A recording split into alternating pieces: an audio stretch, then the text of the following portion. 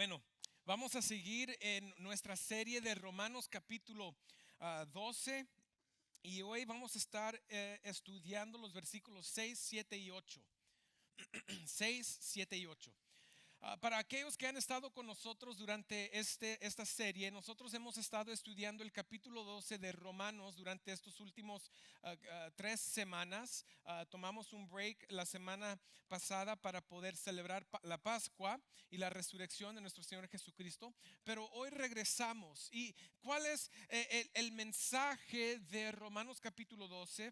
Pues cuando iniciamos este estudio vimos que en los versículos 1 al 3 se menciona que nosotros deberíamos ser un sacrificio, un sacrificio de adoración, un sacrificio vivo hacia nuestro Dios. Es decir, que nosotros estamos dando nuestro vivir, estamos dando nuestro tiempo, estamos dando nuestros dones, estamos dando todo lo que nosotros tenemos para poder servir a Dios. Y somos un sacrificio vivo, no muerto. Y la diferencia es que en el Antiguo Testamento los sacrificios eran sacrificios muertos, pero ahora en el Nuevo Testamento, por causa de nuestro Señor Jesucristo, nosotros podemos ser un sacrificio vivo, listos y vivos para servir a nuestro Dios el Padre. Y eso es lo que nos dice el apóstol Pablo, y dice que eso lo vamos a hacer mediante un proceso. Ese proceso dice que es la transformación. Es una transformación. La palabra griega nos lleva a lo que nosotros conocemos como un metamorfosis. Es un proceso. Y es un proceso que nunca termina en esta vida. Es un proceso en cual siempre andamos. Siempre estamos cambiando. Siempre, cada día vamos cambiando y siendo transformados hacia la imagen de nuestro Señor Jesucristo.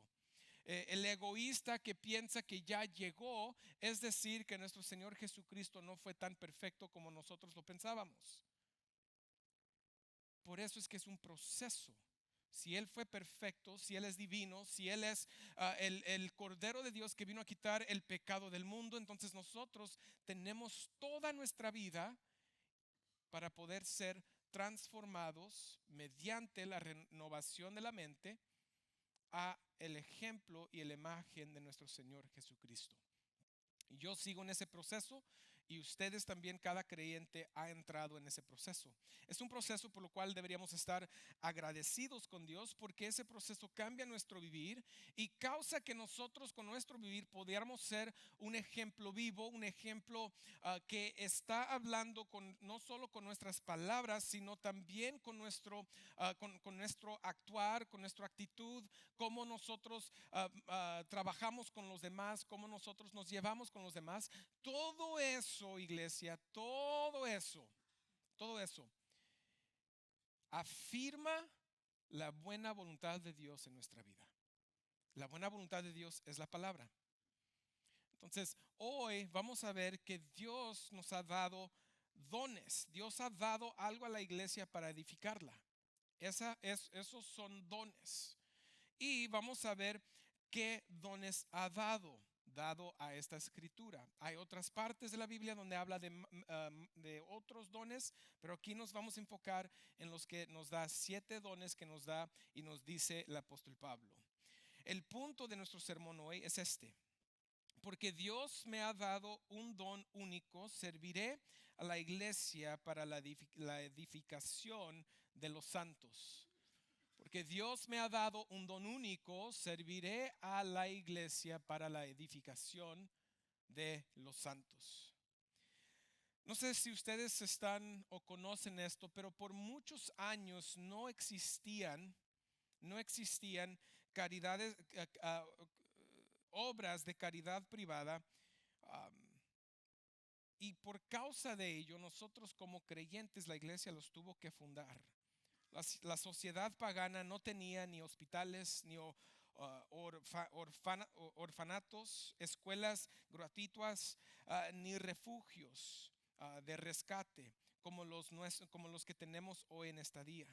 Y la iglesia, movida por el instinto de la caridad cristiana, tuvo que introducir todas estas instituciones en el mundo. Por lo tanto, Sin duda, en cada comunidad, reuniones espontáneas de hombres y mujeres devotos de que, como nosotros, comités cristianos actuales, se usan para poder, y se han estabilizado estos tipos de institutos para poder servir a la comunidad. Pero la razón por la cual la iglesia cristiana fue utilizado por Dios para establecer esto es porque nosotros tenemos dones para poder utilizar, y una de ellas es de poder dar, de poder servir y poder llevar el evangelio hacia los demás. Entonces, antes de la iglesia no existían hospitales, no existían escuelas gratuitas, no existían orfanatos para los niños, que los huérfanos, no existían ninguna de estas cosas hasta que llegó la iglesia del Nuevo Testamento. Y la razón por la cual nosotros los tenemos es porque, de nuevo, Dios nos ha dado dones para poder utilizar. Y la iglesia en un tiempo decidió utilizar estos dones, y para poder servir a la comunidad y para poder servir al cuerpo de nuestro Señor Jesucristo, y estas cosas fueron establecidos. Entonces nosotros, cuando empezamos a leer esta escritura, deberíamos pensar también lo mismo: ¿qué me ha dado Dios a mí para servir a los demás? Un don no se trata de mí mismo. Muchas veces nosotros pensamos que somos el don de Dios hacia la comunidad, pero así no lo es. Todos somos iguales, del mismo valor en nuestra comunidad, solo que Dios nos ha dado dones distintos para poder servirnos unos a los otros y para poder servir a la comunidad. Entonces, vamos a Romanos capítulo 12, versículo 6. Y esto es lo que dice el apóstol Pablo. Dice: pero teniendo diferentes dones, según la gracia que nos ha sido dada, usémoslos. Pero teniendo diferentes dones, según la gracia que nos ha sido dada, usémoslos. Es decir, que cada uno de nosotros tenemos dones diferentes, y que cada uno de nosotros tenemos un trabajo que hacer. Y si Dios te ha llamado a formar parte del cuerpo de nuestro Señor Jesucristo, te ha llamado a formar parte de este cuerpo activamente, no pasivamente. He dicho aquí en Grace, en español, no estamos buscando más gentes que se puedan sentar y calentar las bancas o calentar las sillas. De eso no se trata la iglesia. Si eso es lo que está buscando usted, entonces les voy a decir con mucho respeto: a lo mejor Grace en español no es para ti. Porque nuestra cultura es que nosotros hemos sido llamados por nuestro Señor Jesucristo para servirnos unos a los otros activamente, presentemente, siempre en nuestra vida. Nunca hay un día donde un creyente puede decir: yo ya he servido tanto que yo puedo descansar. No existe. Nosotros estamos para servirnos unos a los otros y de esa manera dar ejemplo de Jesucristo. Ahora, ¿cómo nos llegan estos dones? ¿Nos llegan porque somos tan talentosos? ¿Nos llegan porque somos somos gentes de tanta habilidad?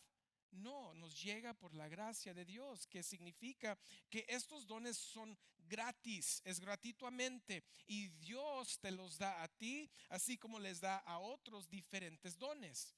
Entonces, el decir que tú eres una persona con un don tampoco es alguna razón por lo cual te puedes presumir y estar orgulloso, porque todos recibimos los dones de parte de Dios de la misma manera, por medio de su gracia. Y si es por gracia, entonces ¿en qué podemos ser orgullosos? En nosotros ninguna cosa, en Él en todo. ¿Me explico? Entonces, los dones primeramente son diferentes. Segundo, vienen por medio de la gracia. Y luego dice algo muy sencillo: vamos a usarlos, vamos a ser activos en esto.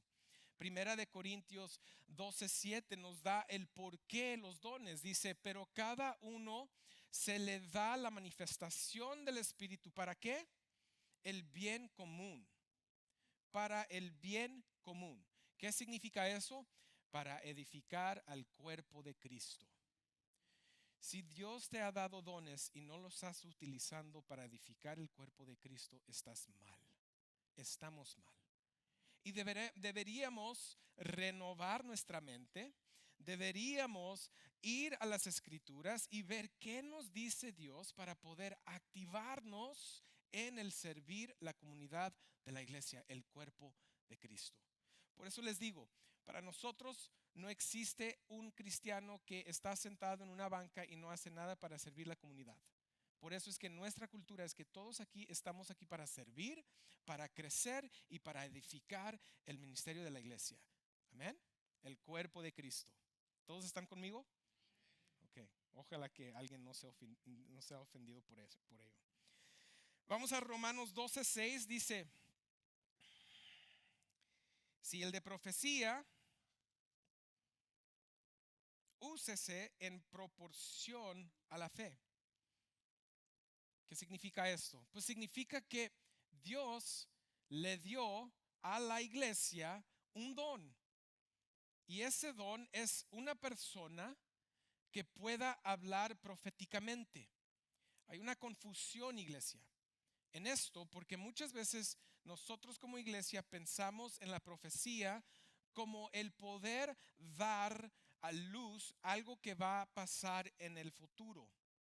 Eso bíblicamente fue parte de la profecía, pero el 95% de la profecía en los profetas mayores y profetas menores en el Antiguo Testamento no se trataba de lo futuro, sino se trataba del juicio de Dios sobre Israel por causa de su desobediencia. Pueden regresar y pueden leer y pueden estudiar y van a ver que ellos están hablando, y por eso que muchos de ellos lamentaban el mensaje que ellos tenían que llevar. Es por eso que los profetas eran odiados. Si fueran una persona que simplemente estaba dando lo futuro, ¿ustedes piensan que iban a ser odiados? No, todos se iban a poner de fila a ver qué va a pasar en mi vida. ¿Me voy a sacar la lotería, sí o no? ¿Me voy a casar con ella o no? ¿Con él? ¿Cuántos hijos voy a tener? ¿Qué casa? ¿En dónde voy a vivir? Todos queremos saber el futuro, ¿correcto? Pero los profetas fueron odiados porque siempre trajeron la palabra del juicio de Dios hacia Israel por causa de su desobediencia. Por eso fueron odiados.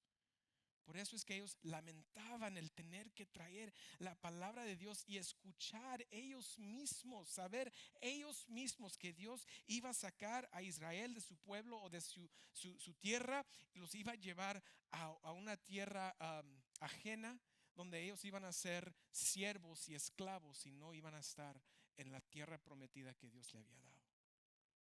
Pero fue porque ellos estaban trayendo la palabra de Dios hacia el pueblo. Entonces, la profecía en toda la Biblia es simplemente la capacidad o habilidad de pronunciar mensajes inspirados de la palabra de Dios. La capacidad o habilidad de pronunciar mensajes inspirados. Segunda de Timoteo 3:16 dice que toda escritura es inspirada ¿por quién? Por Dios.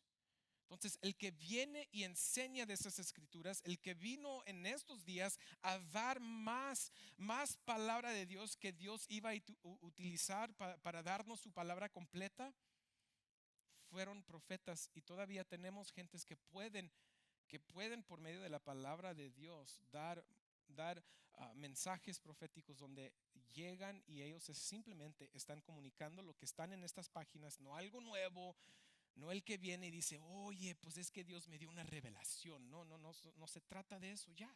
Se trata de dar entendimiento de lo que Dios ya ha revelado. Y esos profetas están con nosotros hasta hoy, y ellos están enseñando la palabra, no como lo vimos en el Antiguo Testamento, sino trayendo esa habilidad de pronunciar mensajes inspirados hacia la iglesia para poder edificar la iglesia. La segunda cosa en Romanos 12:7 dice: si el de servicio, en servir. Me encanta, porque dice, si en servicio, servir. Profecía es dado a la proporción que Dios te ha dado, Pero si te ha dado el don de servicio, sencillamente lo que está diciendo el apóstol Pablo es: sirve entonces, ¿qué estás esperando? Hazlo. No tienes que esperar nada. No hay nada aquí que te diga si sí o no. Simplemente, si tenemos el don de servicio, hay que servir, hay que hacerlo. Hay que estar activos en sirviendo el cuerpo de Cristo. Dice que es el rol o posición de servir, ministerio o tarea. Ese es el significado de esta palabra. El rol o posición de servir, ministerio o tarea. Efesios capítulo 4 nos dice y nos implica que el ministerio es de ustedes, no del pastor, sino de la iglesia. Es por eso que es tan importante que todos aquí estemos listos y preparados para poder servir y hacer lo que Dios nos ha llamado a hacer y lo que Dios nos ha dado a hacer dentro del cuerpo. Pero cada uno de nosotros tenemos algo que hacer dentro de este ministerio. El papel del pastor o el rol del pastor es equiparlos a ustedes para poder hacer el ministerio. Pero el ministerio está en las manos de ustedes, iglesia, de ustedes. Y los invitamos a formar parte de este ministerio. Los invitamos a ser aquellos que están llamando, que están orando, que están dando consejería, que están llevando el evangelio por medio de su vivir a aquellos que ya están en nuestra iglesia y a aquellos que Dios va a traer. Porque el ministerio es de ustedes. Entonces, si Dios nos ha dado el don de servicio, hazlo. Dietrich Bonhoeffer dice: un ministerio morderse o de morderse la lengua.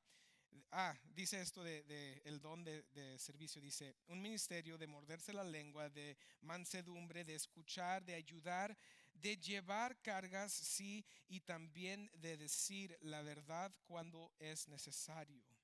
Cada uno de nosotros tiene un ministerio de servicio que realizar, porque cada uno de nosotros está llamado a ser como Jesucristo.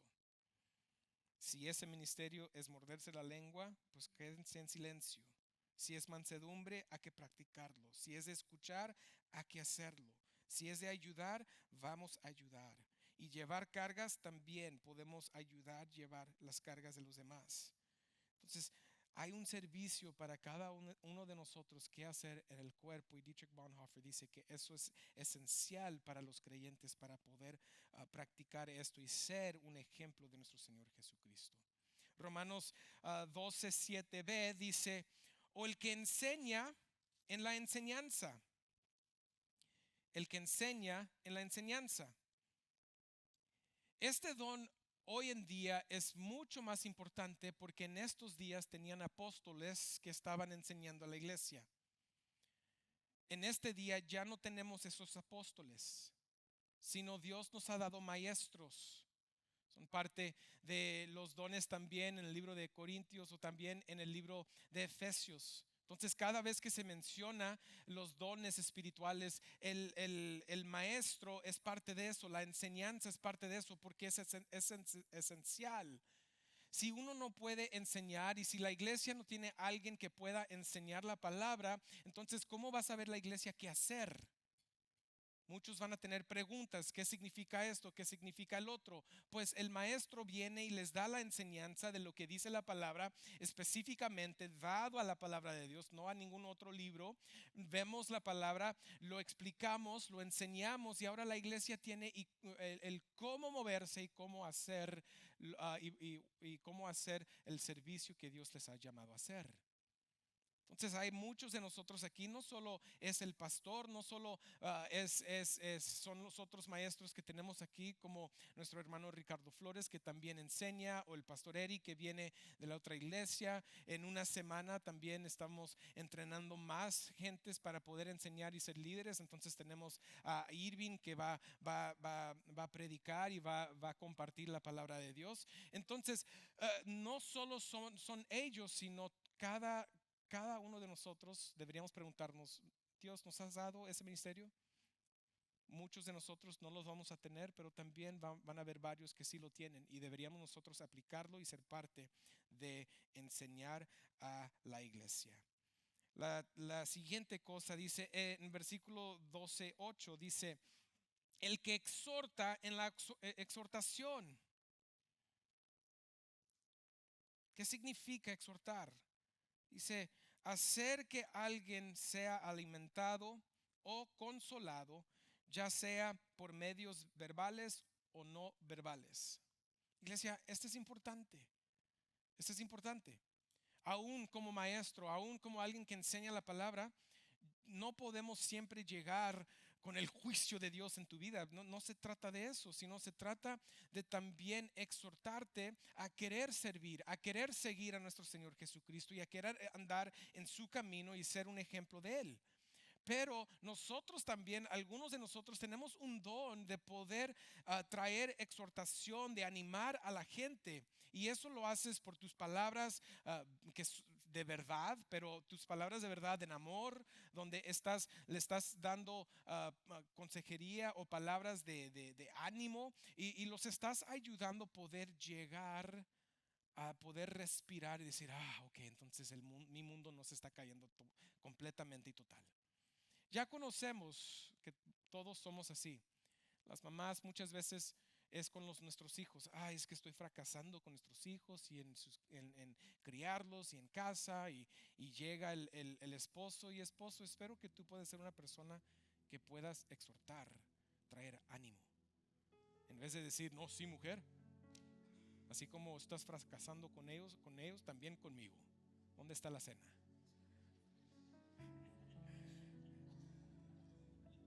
Eso no ayuda a nada. Iglesia, no ayuda a nada. El ser un hombre, es ser un macho, no significa que todo tiene que estar como tú quieras y cuando lo quieras. El ser un hombre, el ser un esposo que ama a su esposa como Cristo amó a la iglesia, es una persona que también puede exhortar y traer ánimo cuando nuestra mujer lo necesite. No, lo estás haciendo, no te preocupes, lo estás haciendo bien. Sigue adelante, sigue orando, sigue buscando de Dios y Dios te va a dar el cómo. Dios te va a llevar, Dios te va a decir. Y lo estamos viendo. Quizás va a ser tu trabajo, tu tarea con ella de decir: no, mira, con nuestro hijo, de este día hasta este día, mira tanto cambio que hemos visto. Y estás animando. En la iglesia también necesitamos gentes así, porque a algunos de nosotros nos hace falta ánimo. Y si Dios te ha dado ese don de exhortación, utilízalo, es importante. Es importante. ¿Sabían ustedes que Bernabé, en el libro de Hechos, el amigo de Pablo, que su nombre significa hijo de ánimo? ¿Sabían ustedes que el don de él era animar y exhortar? Quizás es porque por causa de ello él le dijo a Juan Marcos: sí, yo voy contigo, tú vente conmigo, no te preocupes de lo que diga Pablo. Luego ya después en el libro de Timoteo, Pablo ve a Marcos Juan Marcos como alguien que puede servir al ministerio también. Pero fue porque Bernabé fue un hijo de exhortación, un hijo de ánimo. Si Dios te ha dado ese don, utilízalo. Ya estamos terminando. Dice: el que da con libertad, o con ese mero. Muchas gracias. El don de ustedes es ayudarle al pastor con el lenguaje español. No hay nada mucho que decir sobre ello, pero lo tenemos que decir. ¿Por qué? Porque muchas veces se nos hace difícil ser aquellos que somos generosos. Pero la verdad es lo que dice esto: es si Dios te ha dado el don de dar, hazlo generosamente. Hazlo generosamente. En el su segunda carta a la iglesia de Corintios, el apóstol Pablo habla de la generosidad del cristiano y dice que debe de ser sin obligación. Debería ser sin ¿cuál es la palabra? ¿Cómo? El que siembra generosamente no, ¿mande? No escasamente. Así es. Así es. Dice con generosidad, porque Dios ama al dador alegre. Entonces, cuando alguien está dando de impulso, escúchenme. ¿Cuántos de ustedes han ido a un servicio? Hoy Dios va a hacer un milagro en tu vida. Hoy tienes que dar tanto para ser libre. Hoy tienes que dar tanto para que Dios pague tus biles. Eso es pecado. Porque eso es llamar al cristiano dar de impulso. Y Corintios nos dice que no deberíamos de hacer eso.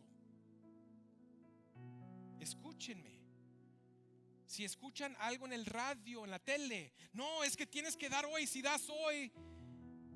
Eso es impulso, eso es pecado, iglesia.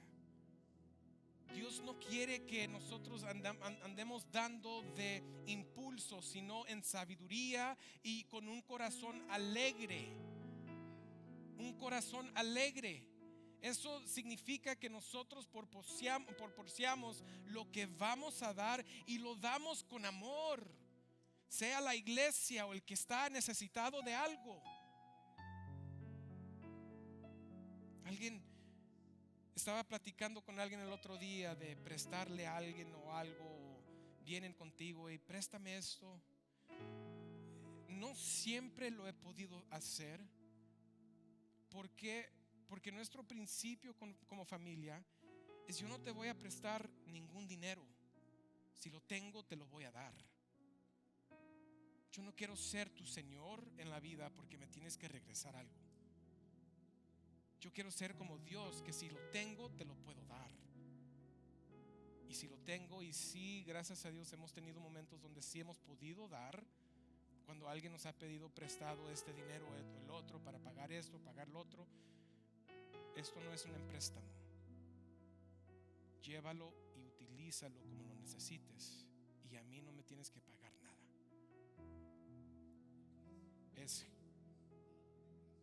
Así es. Entonces necesitamos ser gentes que damos generosamente. Generosamente, no de impulso, no de con remordimiento. Esa es la palabra que está buscando, remordimiento, sino con alegría. Y para terminar, bueno, tenemos dos. Vamos un poco sobre el tiempo, ¿está bien? Lizzy, no me regañes. En Romanos 2, 12, 8c dice: el que dirige con diligencia. El que dirige. Mire, iglesia, esto significa que no todos somos líderes, ¿ok? Y en casa no le digas a tus hijos que todos son líderes, porque no lo son. Aunque son tus hijos, no van a ser líderes todos. ¿Y saben qué? Está bien. Está bien. Porque el dirigir a otros, el liderar a otros, tiene una responsabilidad. Y la responsabilidad es a dónde los estás llevando y a quién los estás llevando. Y si tú eres un líder en la vida, pregúntate y hazte la pregunta: ¿a dónde estás liderando? El liderar con diligencia es que tú sabes a dónde los estás llevando y hacia quién los estás llevando y cómo los estás llevando. Y el trabajo de un líder cristiano es siempre llevar a aquellos que te están siguiendo hacia los pies de Jesucristo. Si no son sus pies, estamos equivocados. Pero si Dios te ha dado la habilidad y la capacidad para poder liderar a los demás, hazlo con diligencia. Me acuerdo como joven, como niño, en la preparatoria, no me gustaba la maestra del tiempo de ejercicio. Y yo le dije a todos: no vamos a hacer ninguna cosa que diga ella, vámonos. Y todos me siguieron y estábamos caminando afuera y tuvieron que llamar a mis papás y me llevé toda la clase. Pero gracias a Dios que Dios ha transformado mi corazón, que ya no es el liderar en rebeldía, sino es liderar en justicia, en los caminos del Señor. Y un líder debe de tomar esta responsabilidad con mucho honor, pero también como una responsabilidad muy importante, una carga importante.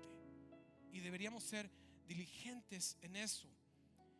Y si somos papás, si eres un esposo, cada de nosotros estamos liderando. La pregunta es: ¿hacia quién? ¿Cómo? ¿Y a qué fin? ¿Hacia quién, cómo y a qué fin? ¿Es tu bendición al fin o el bendecirlo a Él al fin? ¿Para quién es la gloria? ¿Nuestra o de Él? Y vamos a ser líderes con diligencia. Ya para terminar, el que muestra misericordia, ¿con qué? Con alegría. Con alegría. La definición aquí dice: para mostrar bondad y preocupación por alguien en grave necesidad. Esto es el sencillo hecho de ser una persona que cuando ve a alguien con necesidad, tú tienes el motivo dentro de ti, el querer dentro de ti de ir y preocuparte por ellos y decir: ¿cómo te puedo ayudar? ¿Cómo te puedo ayudar? Quizás este es uno de los mejores ejemplos de nuestro Señor Jesucristo, porque nuestro Señor Jesús vino a servir este mundo. Y todas las cosas que nosotros estamos leyendo aquí son dados por medio de Él. Todos los dones. Uno dice: no, pues el trabajo de Jesús terminó en la cruz. No. Él sigue liderando. Él sigue dando lo que nosotros necesitamos como iglesia para poder crecer y ser edificados. Él sigue en su trabajo, iglesia. Y como Él dijo en el libro de Mateo, Él dijo que Él vino a no a ser servido, sino a servir, dando su vida por aquellos, dando su vida por nosotros. El trabajo de Él fue llegar a servir a aquellos que algún día iban a ser llamados a servirse uno al otro. Una iglesia es, mejor dicho, que una iglesia es como un barco de batalla. Yo he estado en un barco de crucero y me encanta, porque llegas y todo te dan, todo es para que te diviertes, todo es para que puedas descansar y es un lujo. Pero la iglesia no es un barco de crucero. Si tú estás aquí para que todos te sirvan a ti, qué egoísta de ti. Y arrepiéntate de esa actitud y corazón pecaminosa. Porque si Jesús vino a servirte a ti y a mí, nosotros deberíamos ahora tomar esto y servirlo a Él mientras que estamos sirviendo a los demás. Es por eso que un pastor una vez dijo que, mejor dicho, la iglesia es como un barco de guerra. Cada uno de nosotros tenemos nuestra estación, tenemos nuestro trabajo que hacer, y si no lo hacemos, ese barco se va a hundir.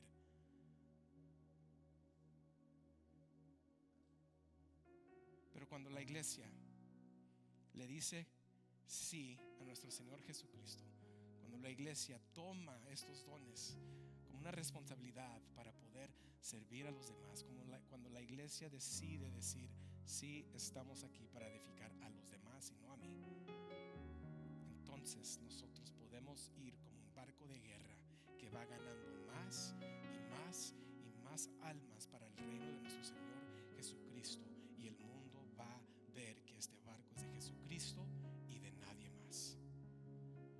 Los estamos invitando a formar parte de este barco. Vamos a orar. Padre, te damos gracias. Te damos gracias porque en tu palabra nos has dado tanta información, cuál es suficiente para nosotros a llegar a la salvación y vivir nuestra vida en una manera que te honra a ti. Y Padre, pido que hoy, por medio de esas palabras, nosotros podamos ser activados en el servicio en la iglesia, sabiendo que formamos parte de un cuerpo que tiene que crecer, madurar, y cada de nosotros tenemos un parte que hacer. Te doy gracias por cada familia y cada persona representada aquí, y te doy gracias que cada uno de nosotros tenemos un parte que hacer. Y pido, Dios, que tú sigas liderando esta iglesia en una manera en cual todos nosotros estamos para servirte a ti, por servir a la iglesia. Glorifícate en nosotros. Todo lo pedimos en nombre de Cristo Jesús.